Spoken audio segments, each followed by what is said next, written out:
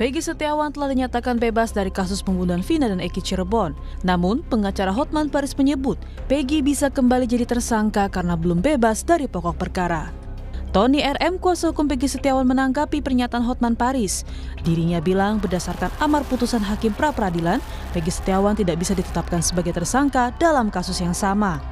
Dirinya pun meminta kepolisian mendalami kasus ini dengan cara membuka jejak digital alat komunikasi para terpidana, juga harus membuka CCTV lokasi kejadian. Amar putusan nomor 5 yang menyatakan tidak sah segala keputusan atau penetapan yang dikeluarkan lebih lanjut oleh termohon yang berkenaan dengan penetapan tersangka atas diri pemohon, itu berarti ini sudah terkunci. Ya. Berarti Peggy Setiawan dalam kasus pembunuhan Vina Eki ini, Peggy Setiawan klien kami ini, tidak dapat ditersangkakan lagi. SP3, ya. Jadi penyidikan terhadap pemohon itu dihentikan. Nah, kemudian yang kedua, ya, ada surat pencabutan tersangka, ya. Jadi surat pencabutan tersangka ini, nah berarti selama ini tersangka yang disandang oleh Peggy Setiawan itu telah dicabut. Berarti Peggy Setiawan bukan tersangka lagi. Kemudian yang ketiga, kami juga mendapatkan surat perintah pengeluaran tahanan. Nah, jadi sebelum Peggy Setiawan waktu itu dibebaskan malam itu, nah kami mendapatkan 3 surat itu. Surat penghentian penyidikan perkara, ya. Kemudian surat pengeluaran tahanan, yang ketiga adalah surat pencabutan tersangka. Usai Peggy menang pra-peradilan, kinerja polisi pun yakni Polda Jabar tengah disorot, khususnya terkait 3 nama daftar pencarian orang atau DPO yang pernah dirilis Polda Jabar pelaku pembunuhan Vina dan Eki.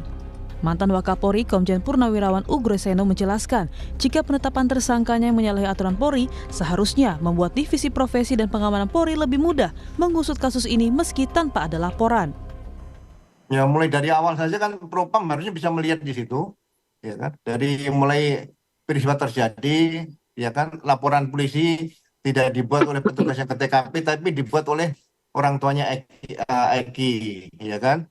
Kemudian belum ada alat bukti, tersangka sudah ditangkap, ya kan? Alat bukti yang ini belum dibuktikan secara saintifik, ya kan, masih nihil saintifik.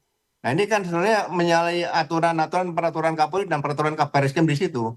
Sebetulnya kasus ini Propam lebih mudah masuk daripada kasus-kasus yang lain yang mungkin diperkirakan sangat sulit, ya. Ini tanpa kan perlu ada yang melapor dulu, ya? Langsung kalau Propam seperti itu, ini kan sekarang udah jadi masalah publik nih. Ya kan, jadi nggak usah menunggu yang melaporkan, tapi warga Vina pun meminta polisi segera mengusut siapa 3 DPO pelaku pembunuhan Vina dan Eki agar kasus segera tuntas. Kalau memang keluarga saya sangat dibutuhkan untuk informasi selanjutnya gitu, kami siap. Karena tujuan kami memang mencari keadilan. Jadi kalau memang kami dibutuhkan, kami siap. Harapan saya tetap sama seperti awal. Harapan saya ingin pelaku yang sebenarnya. Saya dan keluarga ingin mencari tahu siapa pelakunya dan apa motif dibalik semua ini.